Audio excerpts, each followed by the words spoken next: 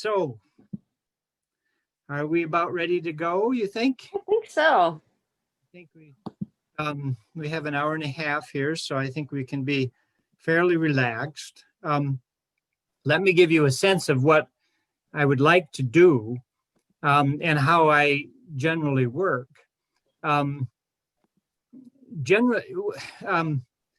me, this is sort of like diving off a cliff into a rushing stream.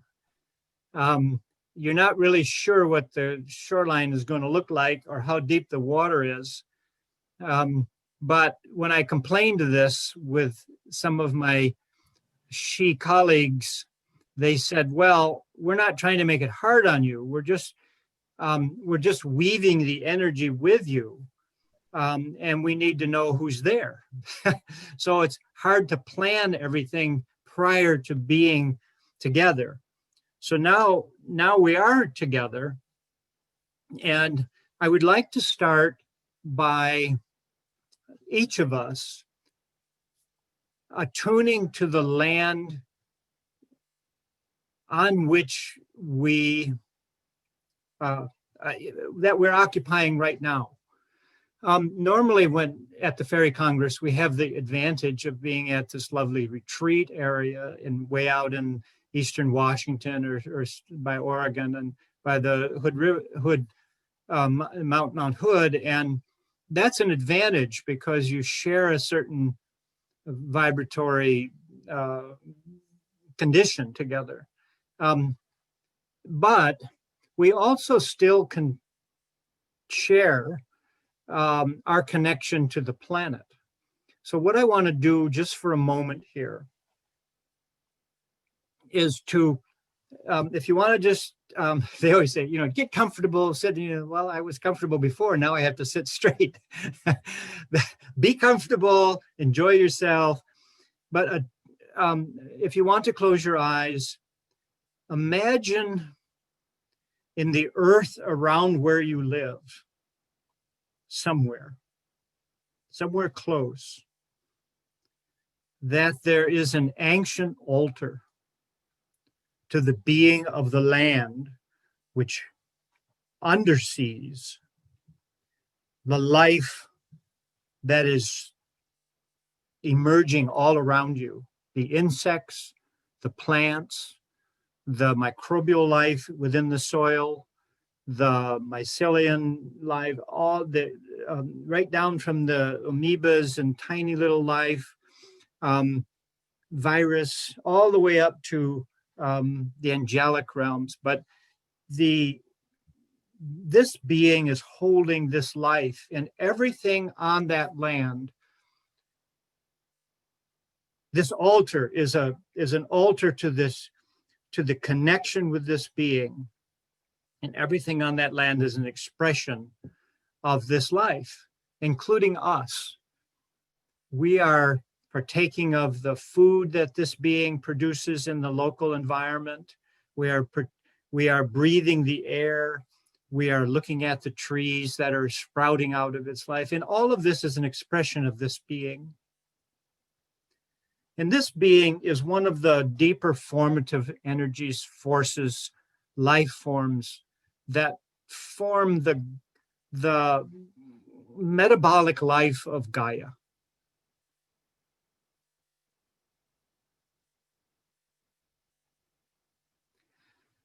So just attune to that land,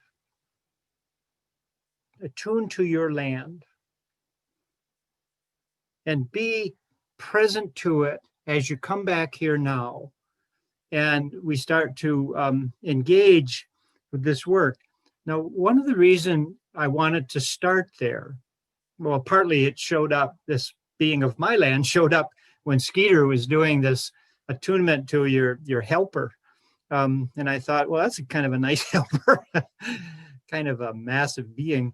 I met a being like this at Findhorn once, and I realized he was looking at me like with the same kind of appreciation that he was looking at the fly that was on the ground next to me.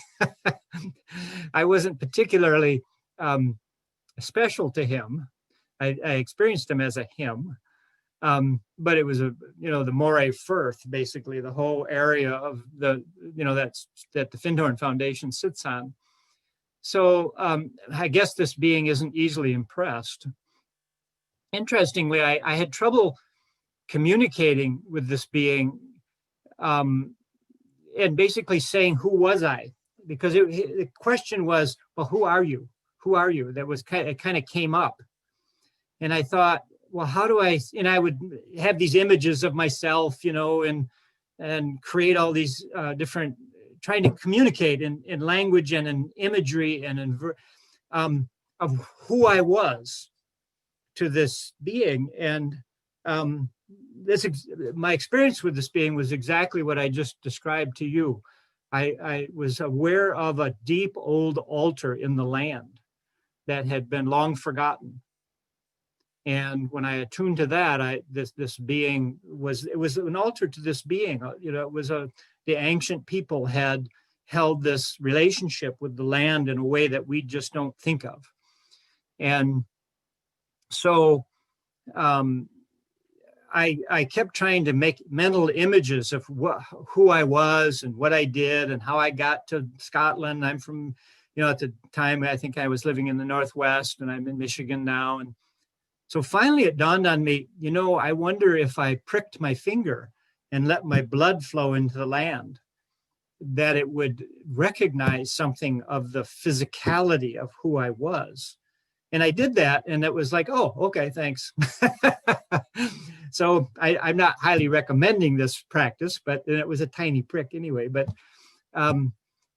it was an interesting relationship, because when we engage with subtle beings of varying types, we don't always speak their language, but there is a lingua franca. There is a universal language of shared, what David was calling yesterday, a shared shape.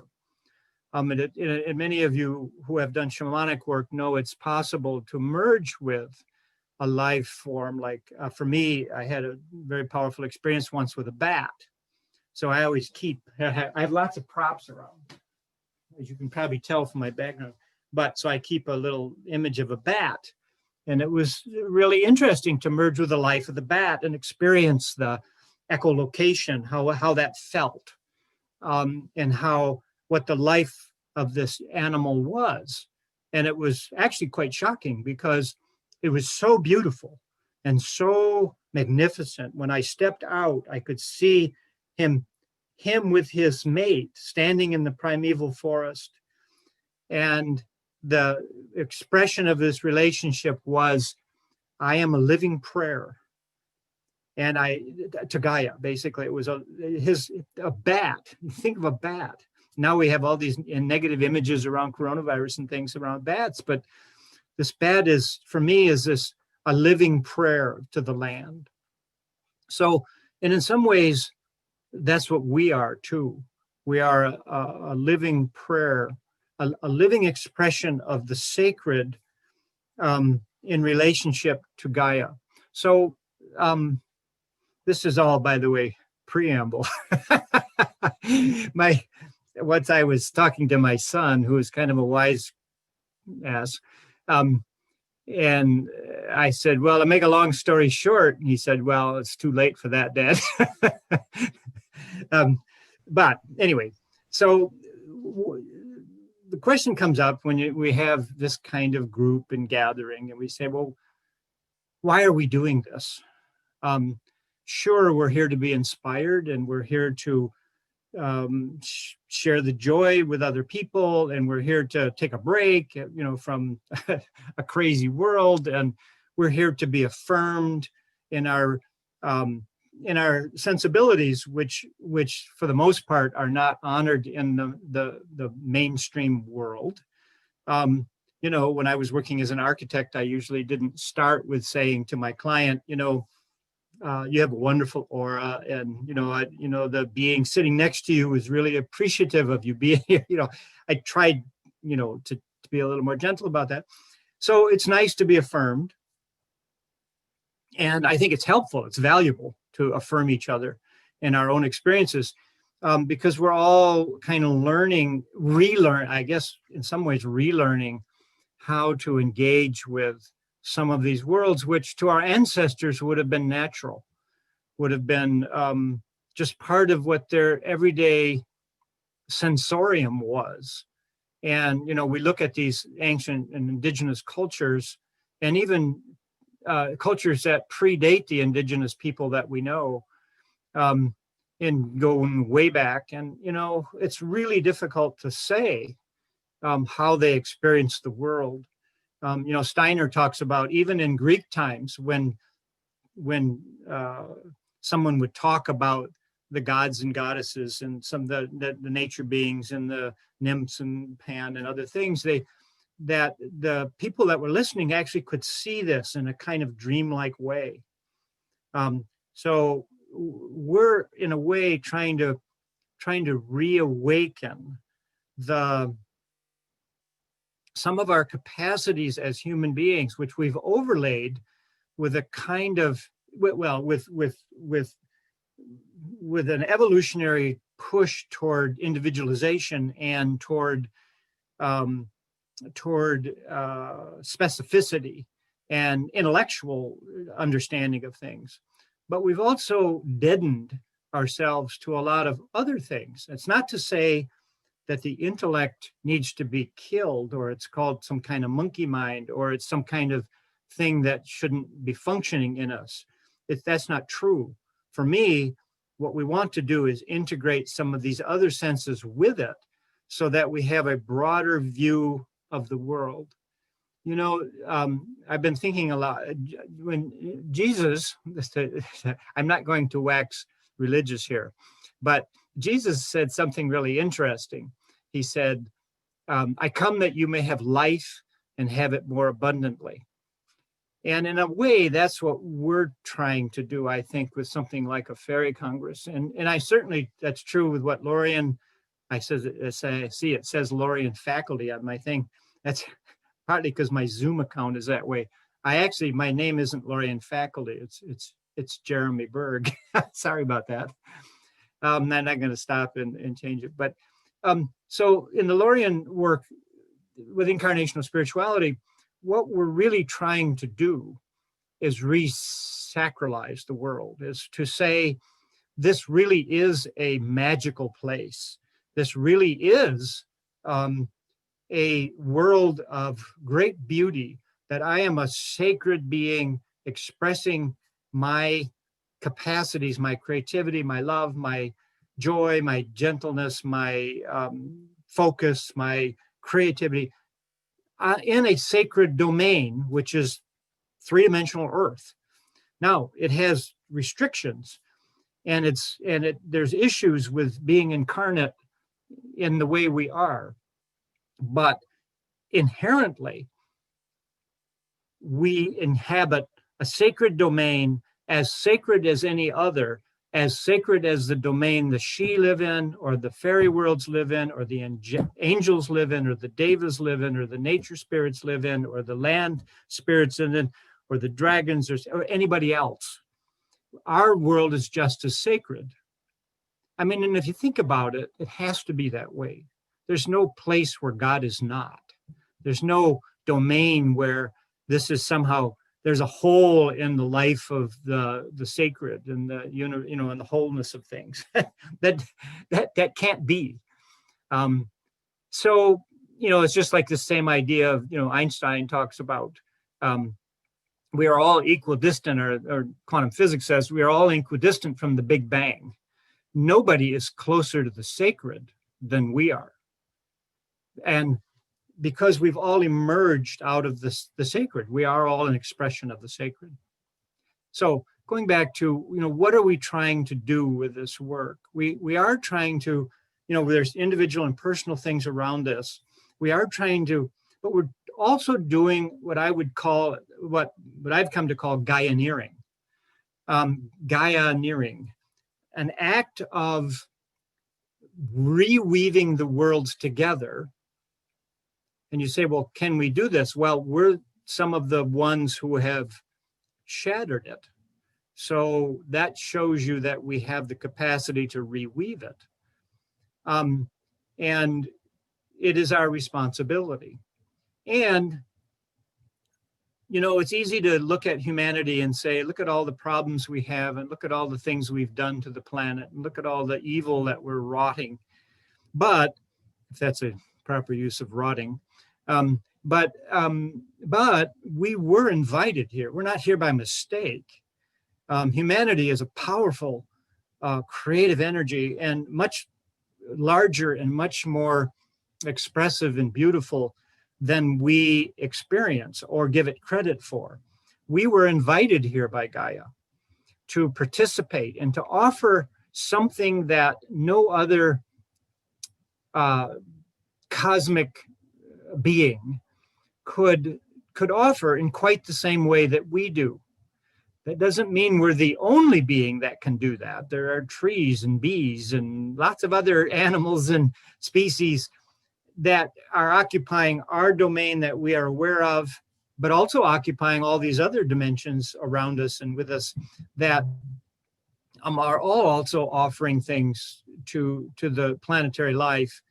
We just have to learn how to do this better. So when we, so for me, this work,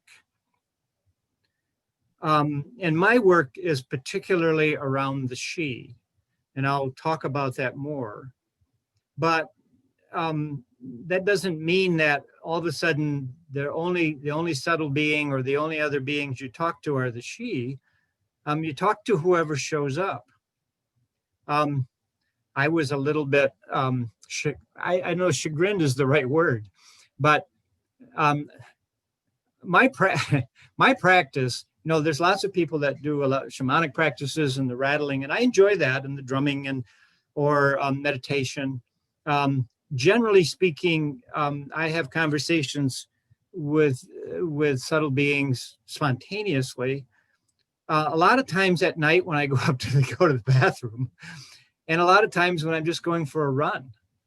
I know this isn't very glamorous, but anyway, in the middle of the night last night, this very interesting presence showed up, and I have to say, I was immediately didn't want to talk to him because what he looked like was Sasquatch. And I have always had, everybody has their limitations, like, yeah, I can talk to the she, but don't talk to me about dragons. Yeah, I can talk to fairies, but don't talk to me about devas and stuff. I don't even, so I have to say a prejudice of mine is this idea of Sasquatch. I mean, it just seems on the face of it stupid. You're out there in the big Northwest and you have all the, and I mean, it's not there's the fun of it. You go out and you have these statues and you especially in the Northwest, there's all these carvings of Sasquatch. There used to be one, and we lived on Camino Island. There was a big Sasquatch carved. It was about 10 feet tall. And the idea that there are animals of this size living in the forest in physical form seems to be, to my scientific mind and my engineering mind, I mean, I was an architect and did structural engineering, seems kind of crazy because there's been no significant evidence of that, and there's no bones, and there's no, but so when this being showed up, I said, I don't want to talk to you. Thank you. I don't want to deal with Sasquatch. It seems silly to me, and but he kind of stayed there, and he was just, and as I thought, okay, fine, I'll talk to you, and he was just very furry, gentle presence, and just a very friendly, gentle presence, and I thought, well, what are you doing here? Why, but I try to pay attention to these things, especially when I'm due to give a talk, because I don't do a lot of talks, and I do ask for support and help, and I try to do my due diligence beforehand, and I thought, really, what he's showing not only is is there a wonderful gentleness there, but that the whole idea here is this is part of the fairy worlds. I mean, one way of thinking about that is this is part of the fairy worlds. And that the Sasquatch isn't so much a physical being, although the problem with some of these ideas or some of these realms is like Mariel, one of our she contacts says, are there places where you can step into the fairy world, or I should be more specific here, more the she world? Are there places where they can step into our world? And the answer is yes, but they're remote and they're unknown. Generally speaking, they're guarded. But so is it possible that a being like this, that I would call part of the fairy worlds, which to me are vast? The fairy worlds are like going out into the forest, and you have all these different sized trees and bushes and plants and animals. There's not one group of fairy. And then when you start to try to distinguish fairy realms from nature beings and fairy realms from she, it gets complicated. And let me illustrate what I mean here. I have props all over my side because I basically have my studio downstairs, so I got paintings all over the place, and I thought, well, whatever pops up, we'll see. And so but I need to step away here. So here, can you see that okay? It's got some glare and okay. So there's a wolf, and what I experienced as a she being who arrived one morning. This was I guess an exception to me, because it was in the morning that he was there, but he kept morphing between a wolf and a she, and a wolf and a she, and a wolf and a she. And so I painted them together because I couldn't paint what was happening there. This has actually been my experience from time to time with beings like this. They morph and they change even as you look at them.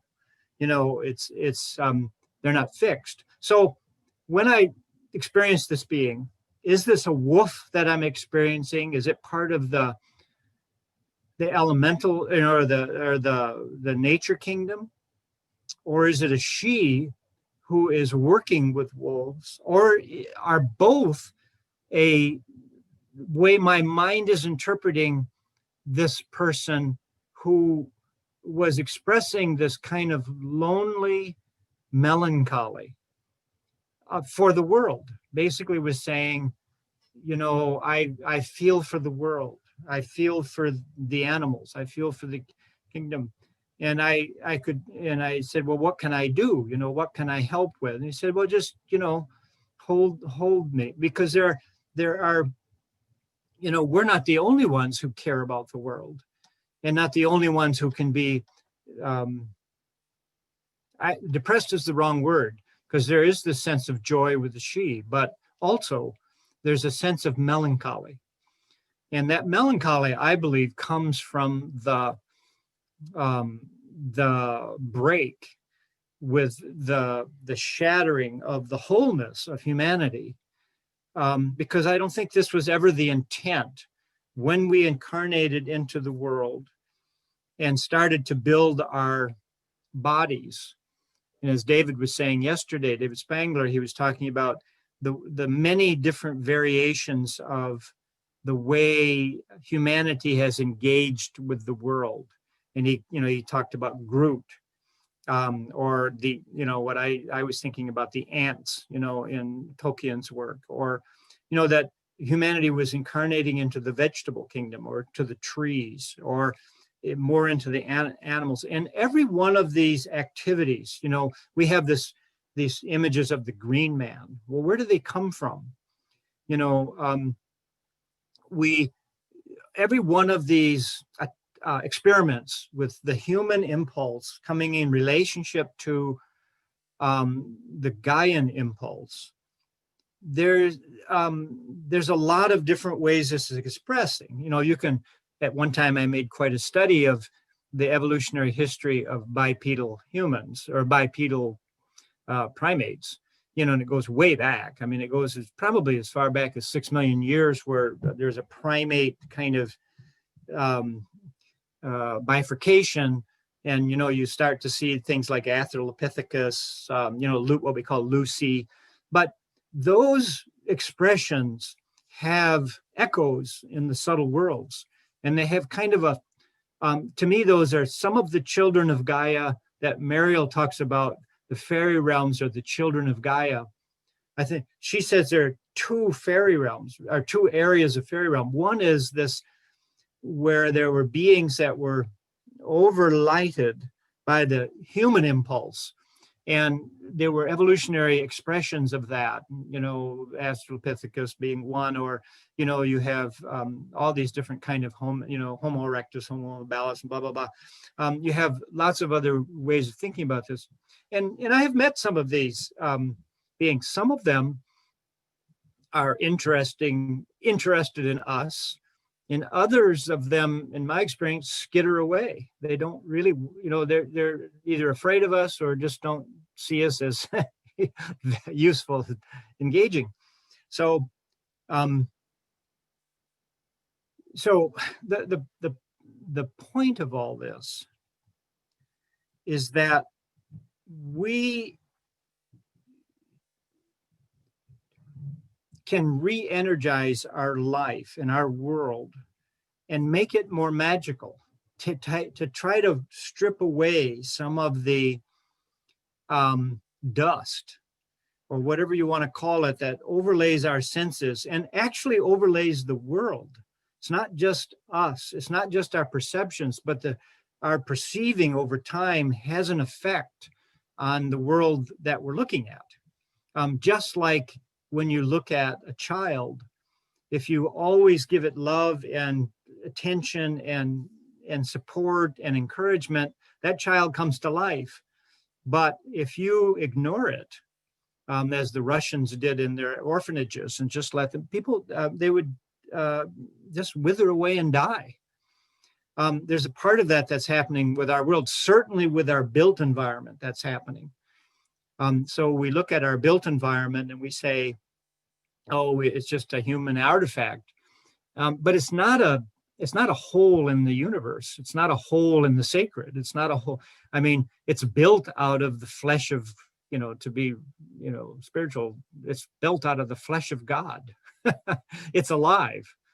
Oh my God, it's alive. Everything's alive. And so everything just can, even though it's at a life of, it's a very simple, at least from my perspective, I suppose, simple, it has a certain coherency that if I honor it and love it and say, welcome to my world, welcome to the universe of life, and how can I honor your being in my world? And this is what Skeeter was showing with the Techno-Elemental book. How can I, because I in some ways am the God in relationship to my house, to my chairs, to my plant, not so much to the living environment, but I mean, to the organic environment, but certainly to the built environment.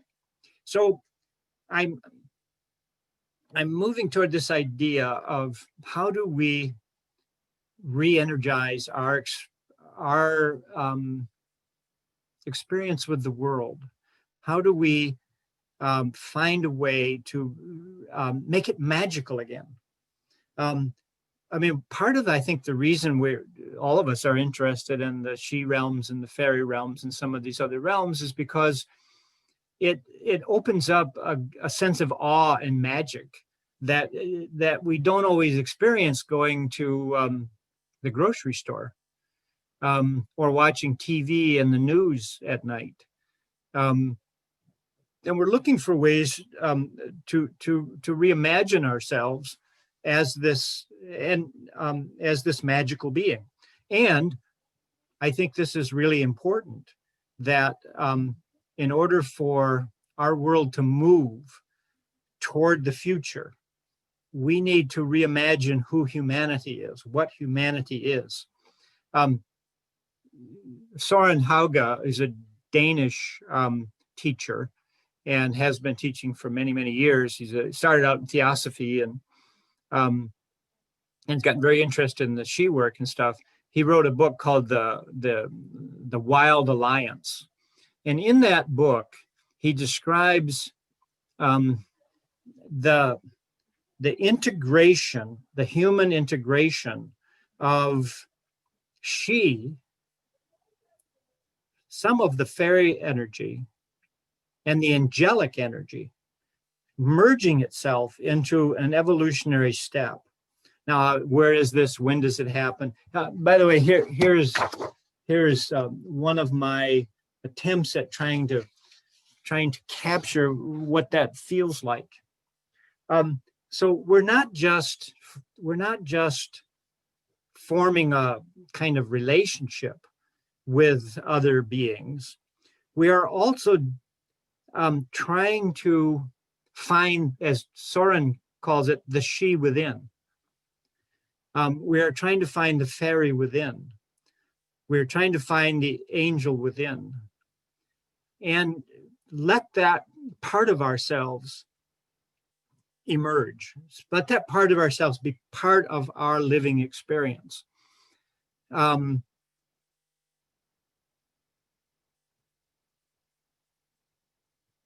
So how do we do that?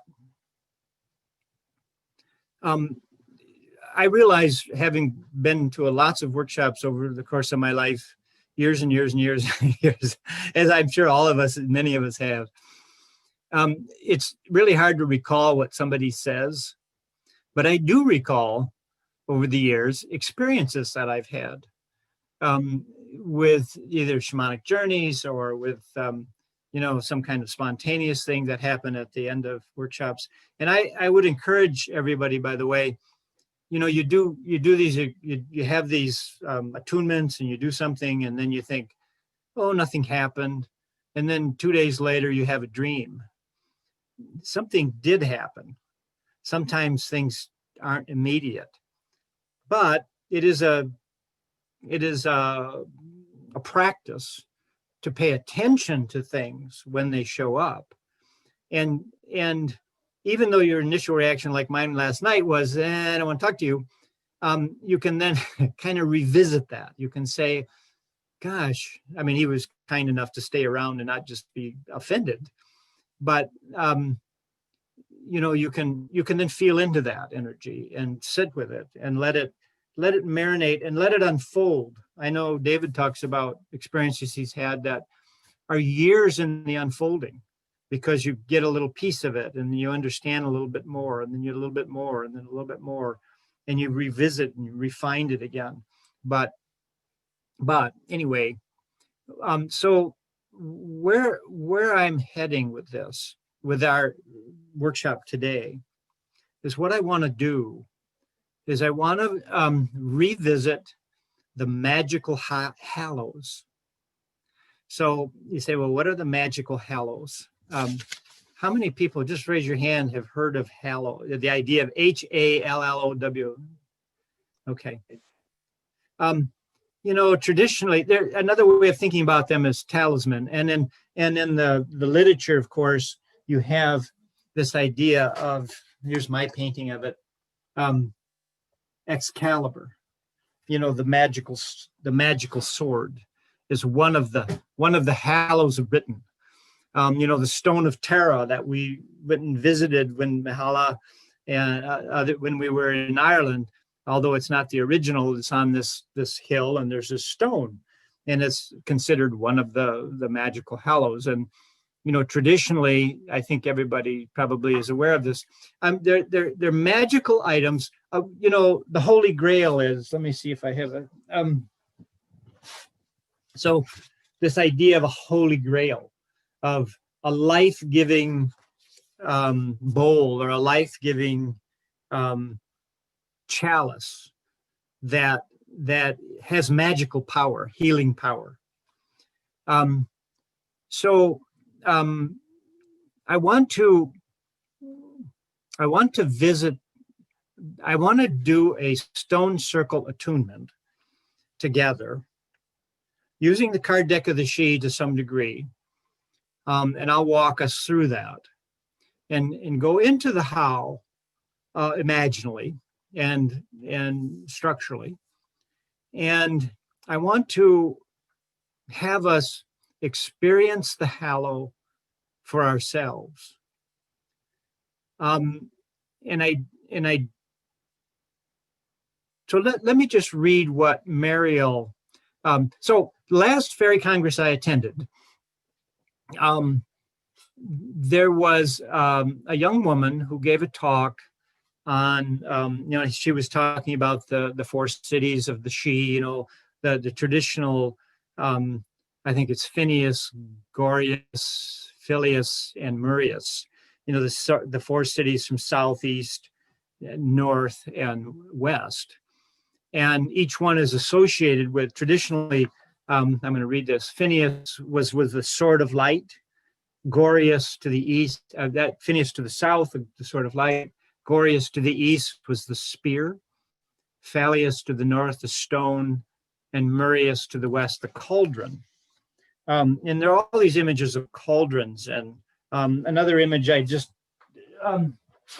did for David's Christmas story was this idea of a well, a being of the well, who in a way is another cauldron image. It's another image of the uprising of something being held. It's a very feminine image, but it's also an image of, it's an image of magical life. That's, the image of, I'm very aware right now of the gestation and pregnancy. I had a new granddaughter born yesterday, and we have two more on the way within a month. Two more grandchildren. They're both girls. So this whole idea of pregnancy and fecundity and germination, and I've been watching this now for really up close. Again, and 4 children of my own too. But so let me read. Anyway, so we were at the Fairy Congress last year, and this young woman was giving us a talk, and she was talking about these 4, and she said something, and I flashed immediately on the 4 cities and the 4 sacred hallows being held by the Sidhe. And I had never thought about that before. John Matthews writes extensively, and I published several of his books, including the Sidhe, Wisdom of the Celtic Otherworld, but and 4 card decks of his on the Sidhe. But I've never really thought too much about it. But all of a sudden, I was in touch with these hallows, and I thought, well, that's really interesting. So as I was driving back to Michigan, I called David, and I said, I had this interesting experience around the hallows, and I wonder what you think about this, or what you have any. And he said, well, I don't know. David can be very noncommittal, but then he came back later. And he said, well, I had this, Mariel came and has a comment for you about the hallows, and I'll send it to you. And this is what he sent. So this is a message from Mariel. Mariel is the name we've given this she-woman, who is, I call her sometimes the star priestess, partly because when I was in Scotland, I went for a run, and I was going to give a talk to the Findhorn community, and I didn't know what I was going to talk about. And this group of Sidhe, a kind of clan of Scottish Sidhe, showed up, and they gave me my whole lecture, which never, like I was just saying, it never happens. I'm always just thrown out there in jump in the lake and jump in the river and see what happens. And my victims, like you, all have to endure that while that try to make sense. But in this case, they gave this very specific lecture to me about how the stone circle was originally a group of elders that held together the space for the Congress of beings, human, she, fairy worlds, nature beings, angelic beings, that there were living beings that did this. They held together this space. And over time, as things became more concretized in our world, the stone circles, like stones like I have setting up here, started to develop, but they were living stones. They were singing stones. And some of you may have experienced stone circles that are still singing. For me, Stonehenge still sings. Some of them don't. Some of them are just dead for me. But so they gradually, this lecture that they said that gradually these beings imbued the stones with their life energy, and gradually became a stone circle. So the stone circle is a living circle, ideally. It's a series of beings who hold a space for something to happen, for a congress to occur. This is essentially what we're doing together in this talk here, but also in the workshop in general. So anyway, so what? At the end of it, I said, well, boy, I really appreciate this. This is great. Could you come back every time I want to give a talk? You just outline the talk for me. It would really save me a lot of angst and a lot of probably confusion. And they said, well, no, we're not going to do that. But they also said, I said, well, thank you for coming and doing it. They said, well, we always do what the star priestess asks. And what they were referring to is Mariel. So Mariel to me has clout. And my experience with her is as an elder sister. She's a magnificent person and very loving and very kind. One who offers the energy of the stars as a healing. So here's a message from Mariel on the Hallows. I'm just going to read this. It's a little bit long, but I hope you can stay with it. The Hallows represent sacred creative forces, the forces that bring worlds and universe into being. As such, they are living forces contained within all consciousness and all life, though how they manifest depends on the nature of that consciousness. The Hallows are forces contained within a being that enable it to engage creatively with the world. But they are also points of resonance and connection with their cosmic equivalents. All creation is co-creation, and the Hallows represent the relationships that make co-creation possible. When our race is split, the ability to connect with these cosmic forces diminished as humanity went deeper and deeper into physicality. This was for your protection and for Gaia's, for the ability to wield the power of the Hallows is dangerous unless held in a consciousness that knows its unity with all and is grounded in love. In many ways, humanity is a frail vessel until it transforms itself into a grail capable of holding, as the Christ did, the hallowed powers of creation and the container of an incarnation. You can be easily shattered. When this happens, you can bring harm to others. It is not true to say that we took the magic with us. In some of the lore, the idea, and you can kind of see this in Lord of the Rings when the elves leave, the idea is they took the magic with them. It is not true that we took the magic with us. The magic represented by the Hallows retreated until in your new incarnate form, you could hold it properly. However, the interior Hallows, this is a very important point, and really one of the reasons I wanted to read this. However, the interior Hallows held in each heart, in each life, are still with you. These you can never lose, though you can forget them. This is what I was talking about earlier, about forgetting. For a time, this is interesting, this is kind of a historical idea. For a time, there were sacred objects and the archetypical pattern or thought form of sacred objects existing in the imaginal and subtle worlds that compensated for the loss of direct relationship. In other words, what she's saying is humanity still had this, but there were these objects out in the world that compensated for our ability to access it ourselves. So they augmented our, it was like a magical prosthetic. Sorry. So for a time, there were sacred objects in the archetypical pattern or thought form of sacred objects existing in the imaginal and subtle realms that compensated for the loss of direct relationship.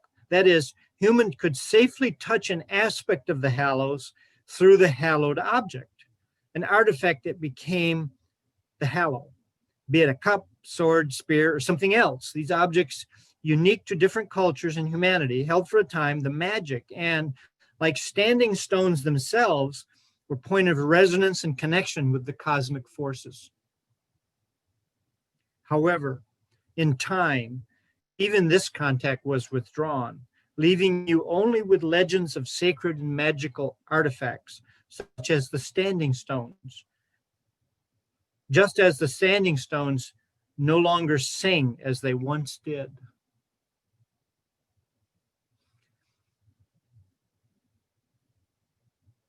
Part of this for me is there's a tragedy story here too. That's very moving. That it didn't necessarily have to go this way. But the hallows remain, again, important point. The hallows remain within you and within me. When activated, they can turn any object into a point of contact with the sacred. When activated, they can turn any object into a point of contact with the sacred. Life itself is the hallow. You are surrounded by life in many forms. As you claim your own hallowed nature, as you become a hallow, you will find the magic, the hallows, coming back in new ways, rejoicing to co-create once more. You can certainly work with the pattern of the four hallows, she was basically saying to me. And in doing so, remember, you are the fifth hallow.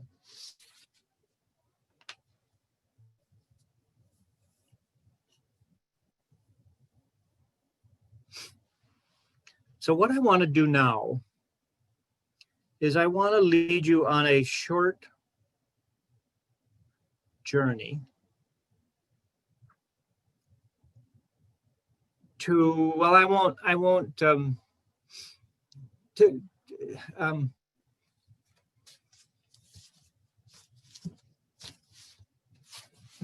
a short journey to find the hallows. But we are not looking for the hallows. We are looking for that shard of the hallow, the piece of that magic that is safe for us to engage and is appropriately structured for us to know and to bring into our world and to awaken in ourselves to sacralize the world. This is our work, our magnum opus, this is our fundamental Gaianeering. We are remaking the world. We are reweaving it together with the other realms. And we're doing it through our capacity to tap our own inner co-creative nature. So I need to find where I am here. So we started with this idea of going into the earth. There's this what's called the Gaian throne. And you can see there's animals and other things. It's inside of an earth. We started with this idea that we're expressions of the earth. And we're expressions of, and we know the earth itself is this amazing, magical giver of life. of generator of life. You know, there's been 6, I think, massive extinctions, and each time the earth reimagines itself and explodes with life. I mean, the capacity to generate life and generate new life and new worlds appears to be unbounded. It's an amazing capacity. We're part of that. We share that. And in a way, that's what we're going to tap into. So what I want to do is I want to start with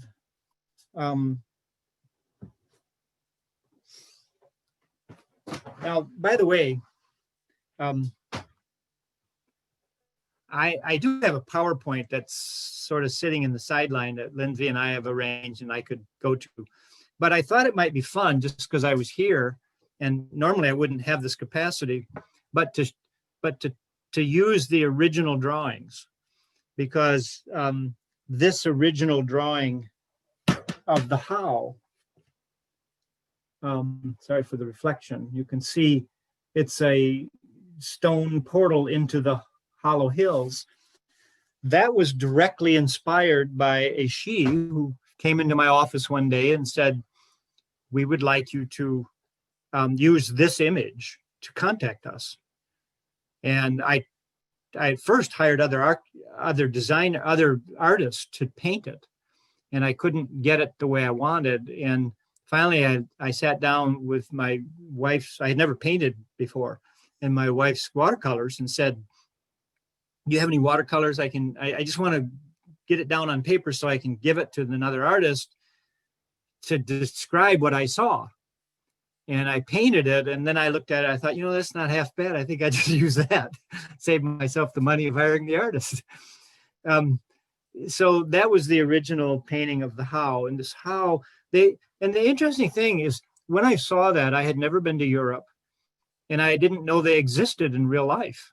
I'd never seen one, but they're all over the place. You know, basically there's a maze how on the Orkneys that looks almost exactly like that. There's, you know, when we visited Soren in Denmark, within 1.5 miles of his little village, there was an intact how that was just magnificent, and there was nobody around. I mean, it was just a little park, and it was intact. You walked in, and it's like, whoa, this place is just alive.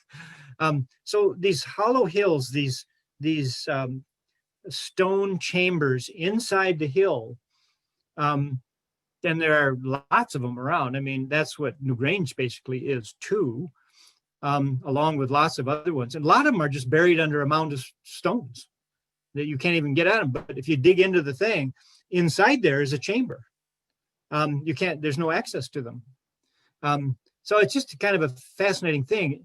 But this how is the place when you enter the earth, you enter that space, it becomes, it's an access to another world. It's the way you can walk into another world. So I want to start actually there. So just to, if you want to get comfortable,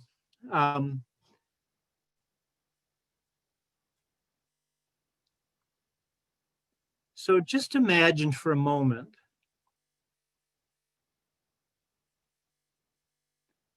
that you're traveling or you're in your world somewhere, and you come across, you take a turn down a road, and you get out of your car or you get out of your walk, and you look up at on this hill, and you notice that something you've never seen before. There's a stone circle up on this hill. There's a stone circle in your world. And you walk up this path, and you walk into this stone circle, and at the center is a how, a chamber that is outlined, a doorway in stone with 2 pillars and a lintel stone, and it goes into a chamber. And around this are a series of stones. And there's a stone that when you step to it, that's close by to the south, it says, I am the wizard stone. I represent a power within you of the wizard, and I hold for you your capacity to be a wizard. And then you move counterclockwise around to the east. And to the east, you see a stone that says, I am the artisan. I have the capacity to stimulate in you your artistic and your creative ability to manifest in our world, in the world. And you thank this stone, this being, and you walk again, and you see a stone, and it says, I am the bard. I stimulate in you the ability to weave the stories of your experience into the world as a seamless whole, so that your story and the world's story and the song of Gaia all are in harmony. And then you move to the fourth area facing west, and there's a stone that's kind of black and intimidating. He said, I'm the guardian stone. I guard the gateways of peace. Only those who in their heart carry peace can follow this path. And supporting these four wizard, artisan, bard, and guardian stones are the stones of identity, the stones of boundary, holding appropriate boundaries, the stone of opening and holding open yourself to new experience, and the stone of emergence when all of this is put together. Each of these stones lead to these gates.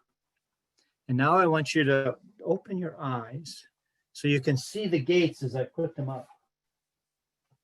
So here's a picture of the stone circle as we've described it. And you can see these four gates. These four gates, I'm going to go one by one. We're going to go through that gate.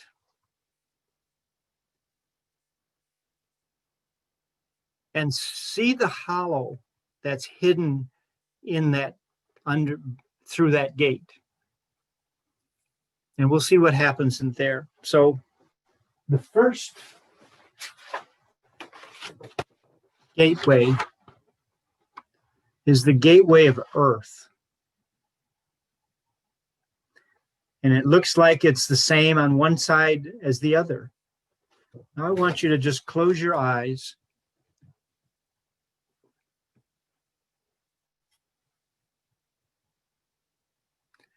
And step through that gate. And you are magically transported to another world. This is the gate of earth, but it's the gate not of earth as we normally think of it, but of the magical earth, of all of the worlds, of all of the dimensions that are open and cooperating and singing together and working together cooperatively. You are open to these. And as you walk down this path of this magical place, the fairy worlds are there. You may have a companion with you.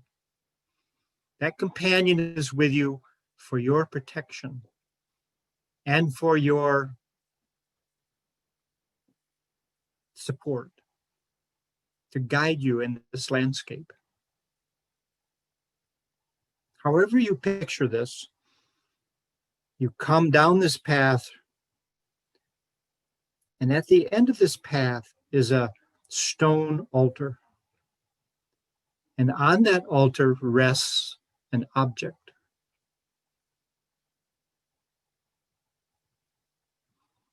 And this object has special meaning to you.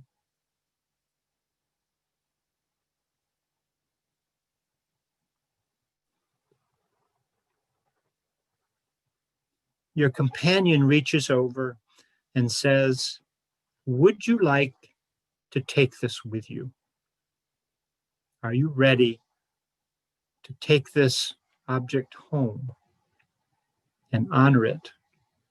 But more than that, are you ready to honor what it represents in your own heart and mind and soul and being from bones to blood.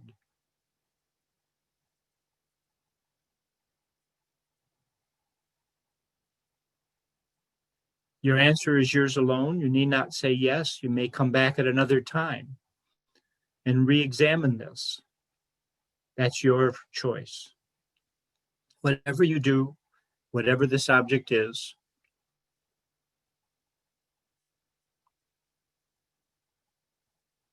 you have at least seen it.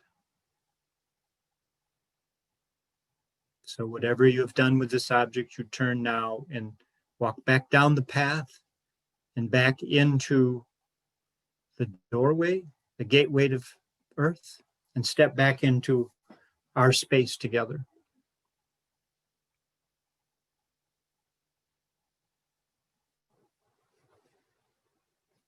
Now we turn and move from the south, where the gate of earth is, to the east, the gate of dawn. Here's an image of the gate of dawn.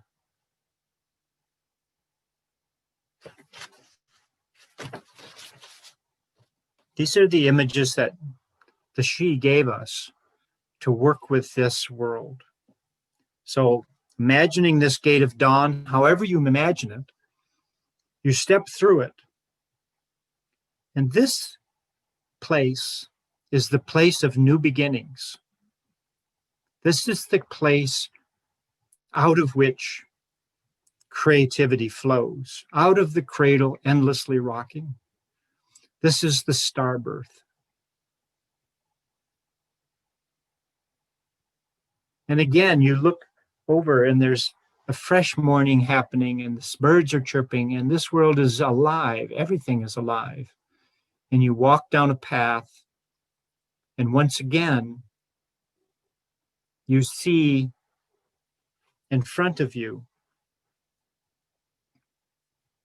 a whirlpool this time, not a stone altar, but a whirlpool. And within this whirlpool of air and flowing like a little whirlpool, there is an object held there.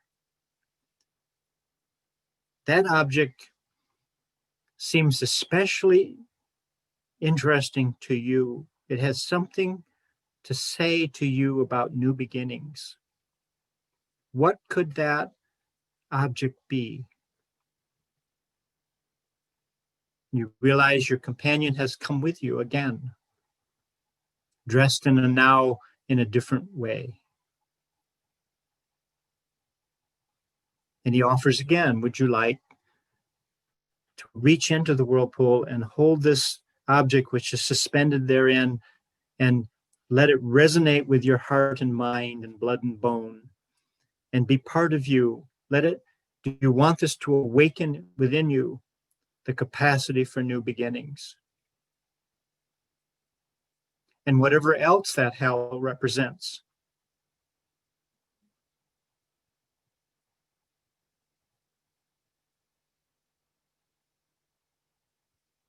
Or you can choose to come back and look at this again. You turn now and come back into our space, back through the gate of dawn,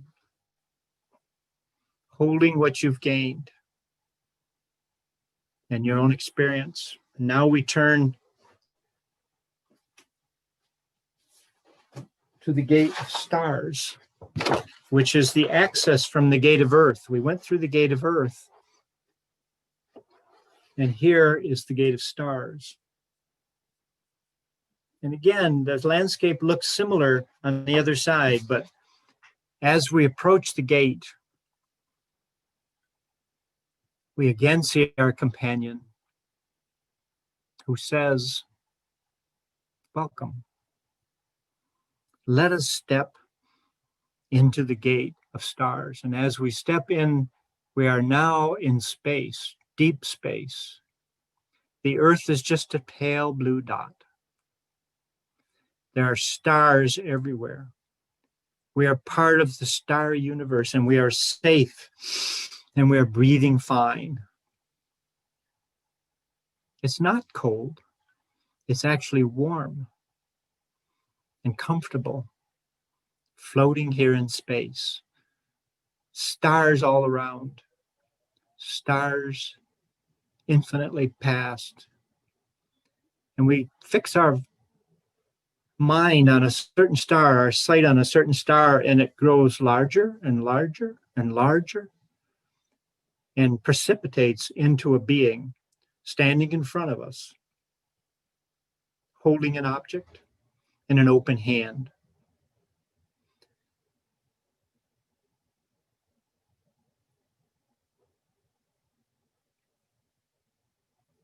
You have the option of taking this object born of starlight, born of the deep reality of co-creation and generativity, to take into our world the star qualities of the cosmos,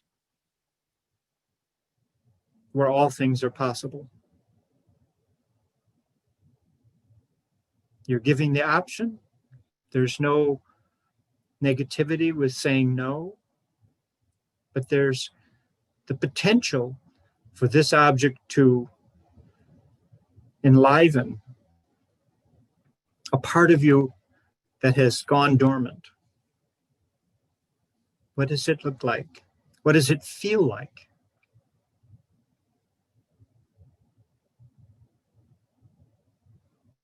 After thanking this being, you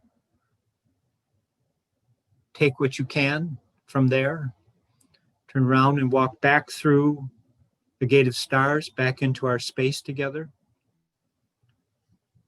And then we turn toward the west. And in the west is another gate, looking out over the water, looking out toward the islands.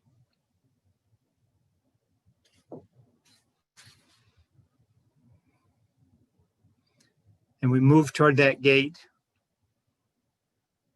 and we step through as we will.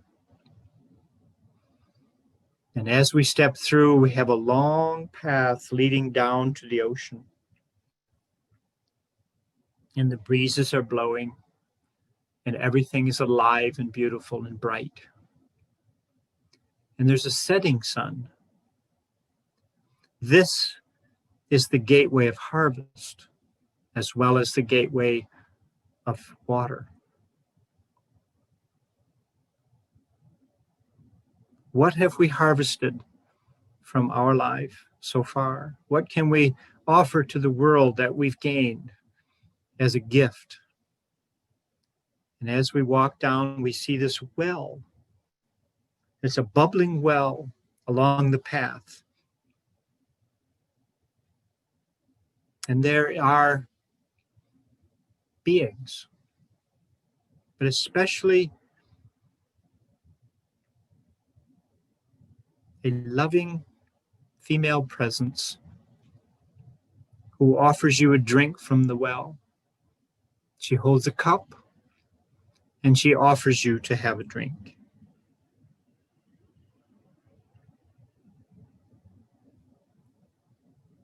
This is the gate of water, but it's the gate of the well and the gate of the chalice, and it's the gate of healing. And this liquid from this well has the capacity to heal and awaken. Do you want to awaken? Do you want to be healed? Do you want to heal?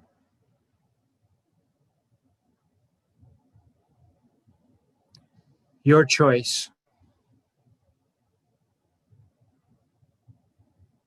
You sense that this presence offers you her love and her blessing,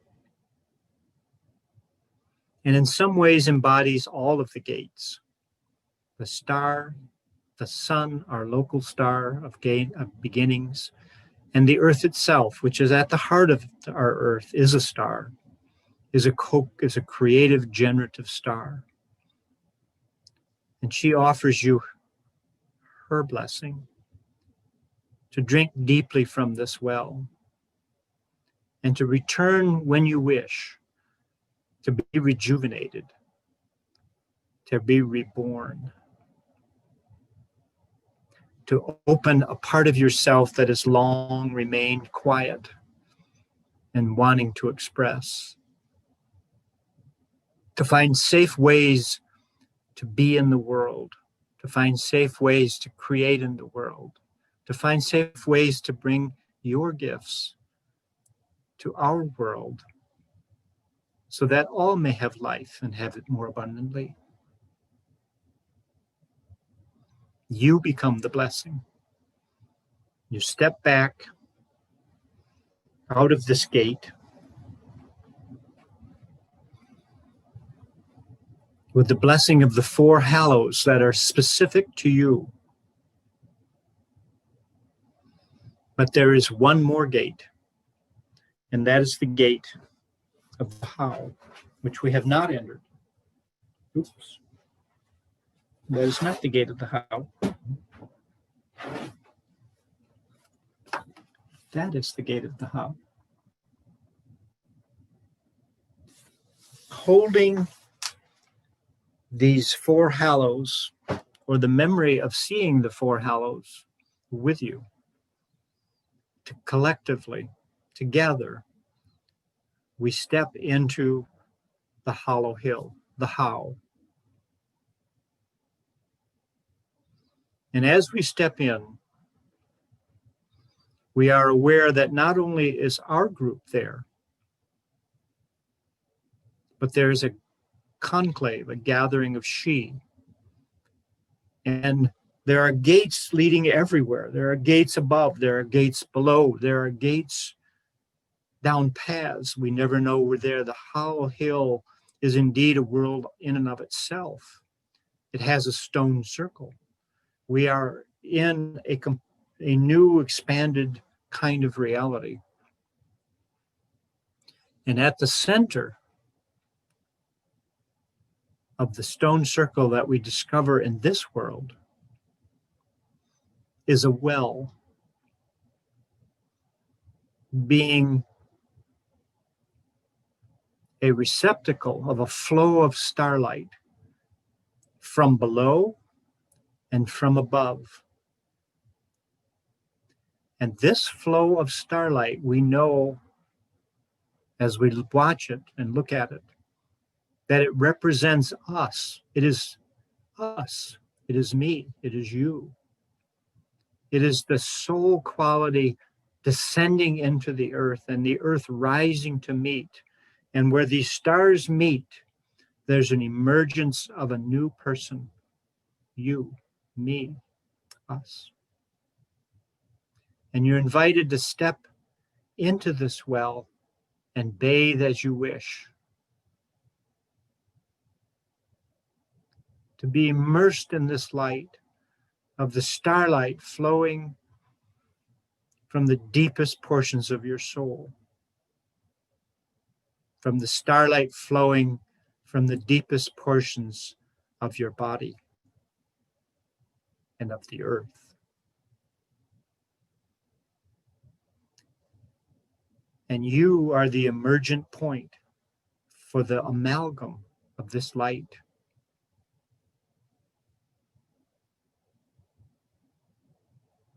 And when you feel refreshed, you step out glowing, full of starlight, full of earth light, full of blessing. You walk back and along the path and away out of the how, back into our world. And back into our gathering, not quite the same, but blessed by the she and blessed by your own inner light, blessed by your connections to this world.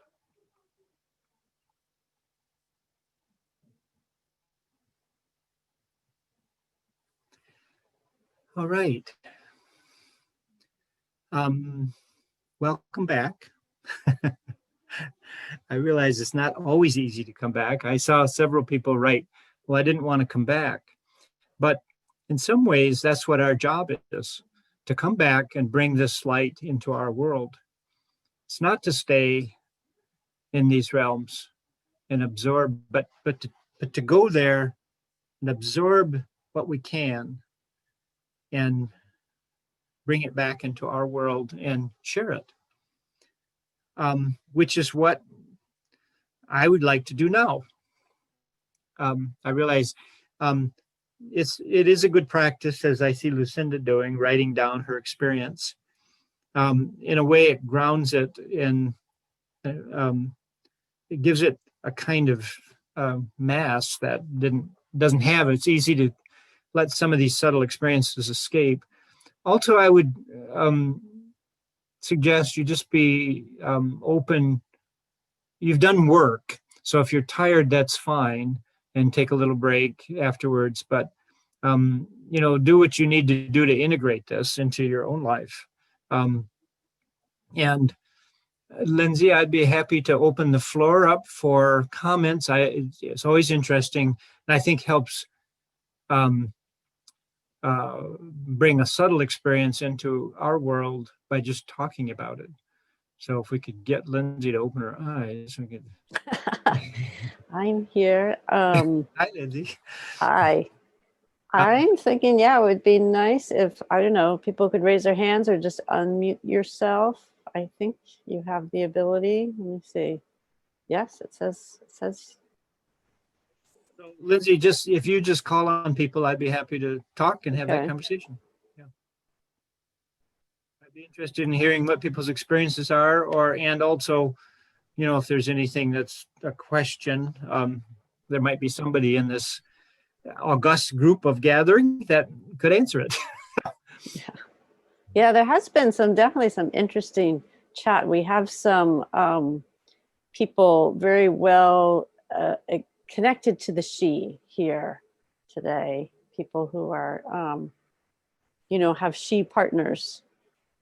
So that's kind of fascinating to see for me. Just that they're sort of like there's a community developing of people who have close relationship with the she.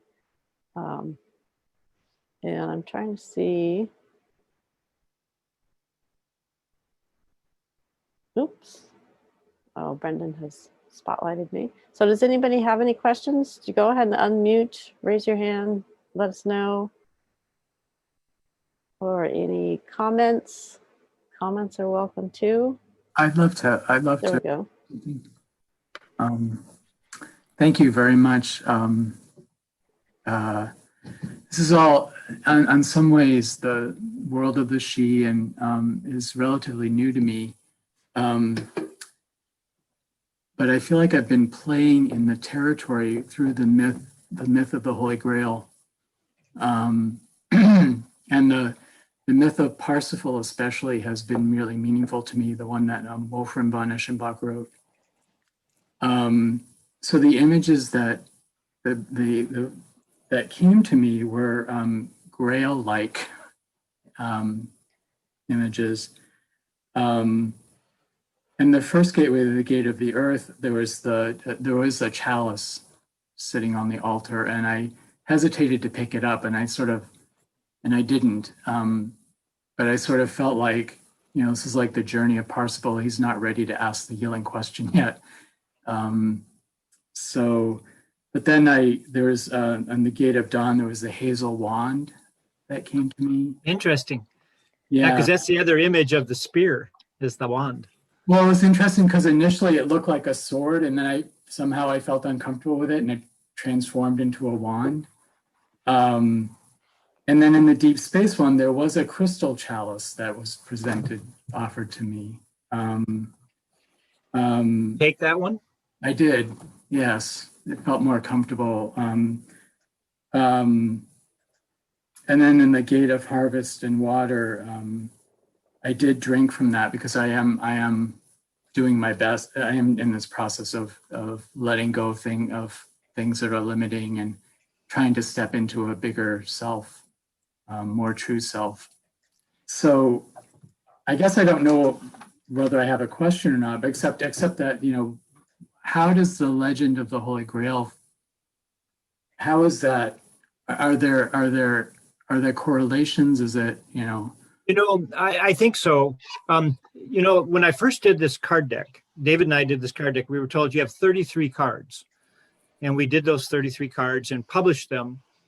And then I was out for a run on Camino Island in the Northwest.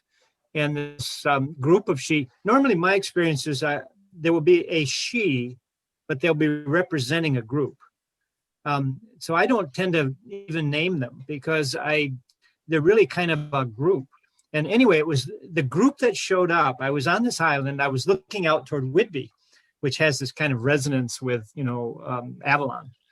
And anyway, so this group of she, this particular she who was communicating said, would you be willing to do a group of 22 cards that are Grail oriented? They're all around the Grail legend. And I said, well, sure, but how does that work? And they said, well, if you did 22 cards, then you would have 55, and 55 is the normal poker deck. And if you did this with Cardamundi and you printed them like that, then Amazon, you could ship them to Amazon with a PDF file, and then your costs would go. Oops. Shoot. Hi, I'm so sorry about that. Hello? I don't know what happened. I lost my internet. I went there and no internet. I guess, you know, your question was just so much power packed. You know, it blew us offline. Anyway, so that was the end of my story. Anyway, so yeah, the second part of the she deck was all Grail oriented. So I think they have a lot of interest. I actually feel myself that Mariel, the she, represent the Marian line, the Mary line with Jesus, Mary and Joseph is a she related line. And that's what Mariel says too.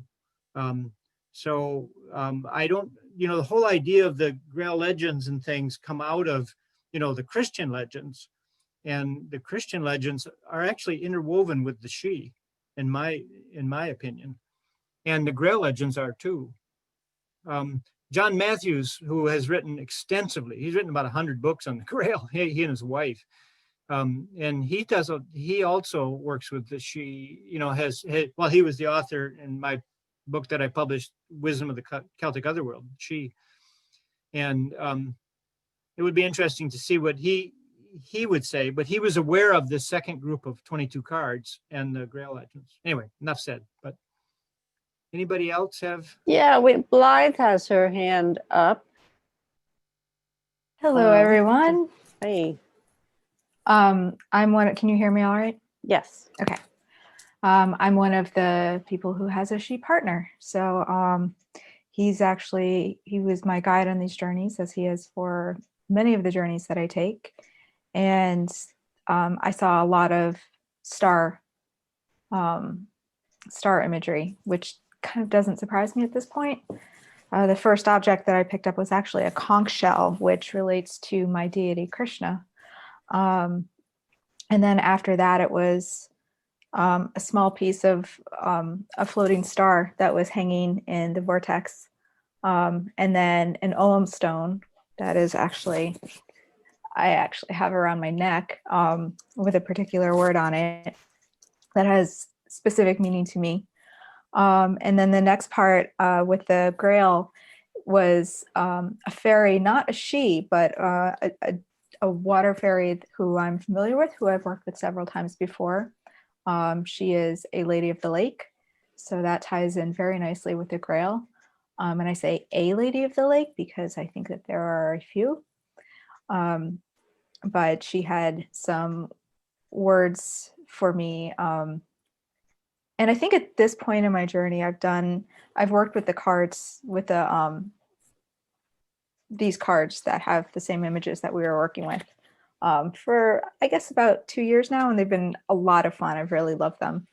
But I think for me, I'm at a point now where there's a lot of personal things that are integrating with the larger work that I am also doing. And so some of it won't make sense to talk about, but the bigger picture is that connection and fostering, you know, I guess right relationship would be the term between people and or human people and she people. And for those who have questions about, you know, having a she partner and what that's like, I guess you can find me in the group and ask me. And there's a couple of us out there, so it's kind of an interesting thing. I think more people like me are coming forward and are encouraged to be more open about talking about it and how those relationships can affect your, you know, day-to-day life and how it affects your view of the world and how you integrate with it.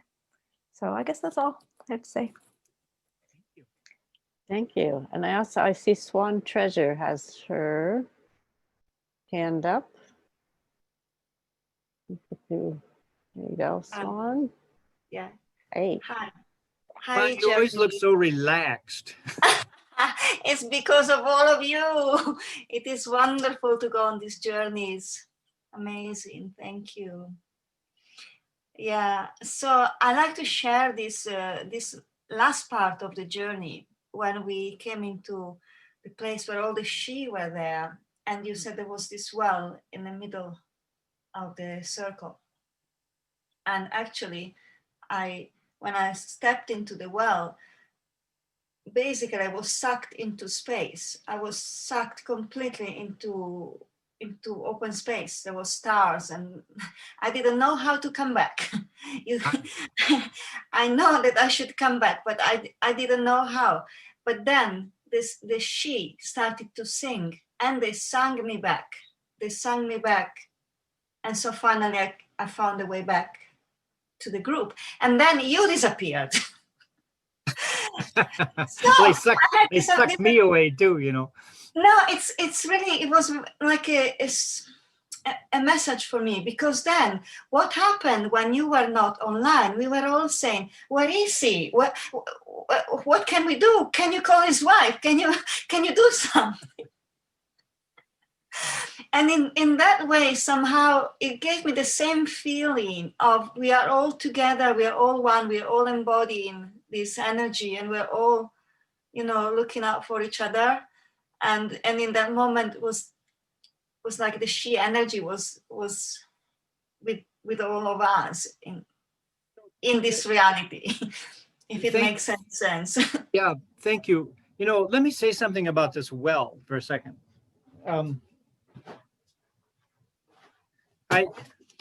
I showed this image, and that was a painting I did for David Spangler, for his, he and I, more he than me, do a Christmas story, try to write a Christmas story. And he described an experience that he had of this well opening up in his living room and basically around that was this idea that the she are interested in reestablishing the sacred wells in our world.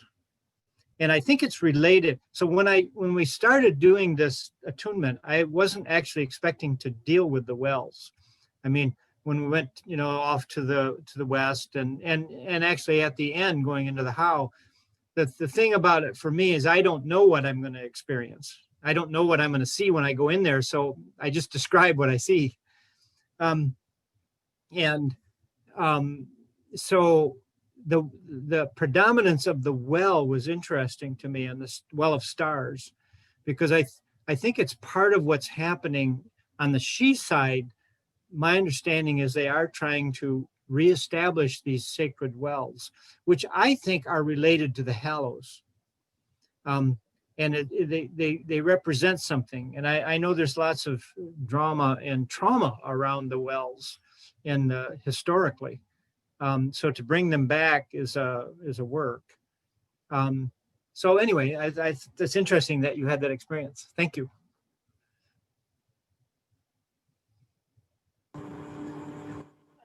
Jeremy, this is Maurice. You can't see me, but I was just wondering your comment, a lot of drama around the wells. Could you explain what you mean by that, please?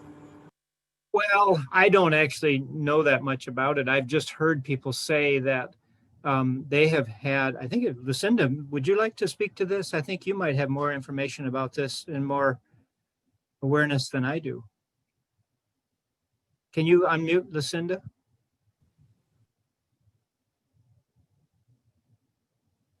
But she's still muted there. No, still muted.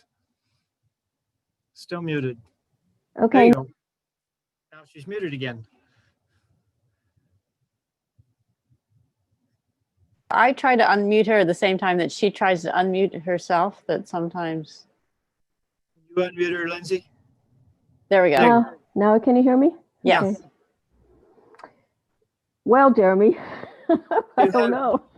But okay. No, I mean, I lived in England for many years and made a point of going to a lot of the sacred wells in Cornwall, particularly. And they are connected, in my experience, with the Marian line as well. So it's a large and complicated subject, but I mean, essentially, I think the beings, the keepers of the wells in this dimension actually had to retreat, like a lot of the Sidhe and, you know, the fairy folk, into another dimension, mainly in my experience with what happened through Christianity, you know, the negative aspects of Christianity, the patriarchal, hierarchical stream of Christianity that came into our world is not resonant with the kind of Christ-like life of the earth itself that these keepers of the well were holding. And before that, not the Christ energy at all, but the deep earth-land energies. The wells were portals, and the gatekeepers of the wells were, and essentially, I think, like the standing stones who were alive, were gatekeepers for experiences that one could have at these wells. So when you go to them, there are a lot of them, in my experience, that are dead, like stone circles. But then there are some, mostly ones that are deeply hidden away, they have a very difficult time finding. They have more life force still. So when we talk about the drama and the trauma, I think it's part of our own loss of connection, and in society, what has happened in our religious structures and things that have not been able to support these kinds of wells. But I love the idea that we might be able to revitalize them. Thank you, Lucinda. Yeah, that's what I was referring to, is that, I mean, there's all this trauma around, you know, the women, the Marian line. So, and that's my understanding. Yeah. Anyone else? I found it odd for me, at least to start with, that I couldn't really get a sense of what exactly the Hallows were in some aspects. And I'm wondering, I'm still trying to make sense of that. It might be, you know, I've experienced, it might just be like confidence issues, I suppose. I don't know. It's, or maybe I wasn't, I am not entirely sure, but it was interesting to see, like, there was some, it seemed a bit fluid. I'm not entirely sure what that means, but yeah. Andrews, did you experience any feeling or any image or any presence in any of the places that we went? I mean, I definitely saw, like, the environment, and I definitely saw people, like, particularly in the howl, there was a, you know, a sense of welcoming. But as far as, I mean, for a couple of, and, you know, I did, and, you know, in the star, when we went through the gate of stars, there's a good sense of what I had a fair sense, you know, I felt, you know, a presence there, although it was hard to pin down. But yeah, it was odd how it was kind of changing, and I'm not sure where I go with that, because it's just, I mean, I got a sense I wasn't ready for some of it, but, you know, maybe that's more work I need to do on my part. But And yeah, it's like anything that's kind of new too. I mean, I spent years going to lectures from David and John Matthews and R.J. Stewart and lots of other people. And, you know, basically they do these, you know, journeys, and I'd be like, what are we doing? You know, it's like, this is getting nowhere fast, you know, I mean, you know, and my mind would be, you know, thinking, well, I just, you know, I must have asked David 50 times. Well, how do I know that's not just my imagination? You know, I'm sure he got tired of the question, but I can relate. But you know, you know, it's like anything with practice. You start to trust your own sensitivities, but like any sensitivity, it takes time. You know, artistic or otherwise, it takes time to work at it. You know. So I, you know, with one little journey like this, and I'm not the best practitioner of it because I'm trying, it's not very polished because I'm trying to describe what I see, and sometimes it gets a little bit jumbled. So, you know, I'm describing something that jumps over somewhere else. And somebody says, well, how did you get over there? You know, well, a lot of it gets lost in translation. I get it. And you might find other people leading journeys are more compatible with you. I've found some people I just can't follow at all. They move at a pace that's different than mine. And some people, you know, either move too slow or move too fast, or they, you know, like with David Spangler, he doesn't like any drumming, you know, these shamanistic journeys with drumming and, you know, and shaking stuff. He's like, get out of there. It just gets in the way of him making the contact. So, you know, you just have to be kind of gentle with ourselves about how we do it. My wife is the same way. I mean, she wouldn't sit through one of these journeys that I just did in 100 years, you know, because she sits down and then she just goes there, you know, and she's already back before we're already, you know, we're just kind of opening the door. She's like, hey, you know, it's like, well, I can't help you there, you know. So she's not very tall. So I mean, there's a kind of, you know how there's this idea of there's different kinds of learning. You know, there's some people are kinetic and some people, you know, are verbal and audio. And I think the same is true about these kinds of experiences. You know, some of them, well, we just have different sensibilities around it. Sure. And for what it's worth, Jeremy, I thoroughly enjoyed the journey, and it was, you know, it was something where I feel like it meshed with me a bit, but I think I just need to like trust myself a little bit more. So I appreciate what you've done, and for this workshop in general, I very much appreciate it. Nice of you to come. So we have 3 people with their hand raised, and they're all people that we know. We have Ron, Mihaela, and Kirsten. It's also 12:15, and we need this Zoom account for another meeting at 12:30, the breakout room. So fast. So Ron had his hand up first. Lindsay, do you need to go? I do need to go soon. So I'm wondering, Ron, Mihaela, and Kirsten, maybe you could put your comment or question in the Mighty Network somewhere. I will be glad to do that. Okay, that would be great. You can also email me because we know it, or call me. I just talked to Ron on the phone. Yeah, right. Yeah. Actually, you talked to all of us, Jimmy, because I had you on speaker. Great to hear you. Well, thank you so much, everyone, for coming. It's been a pleasure to be with you.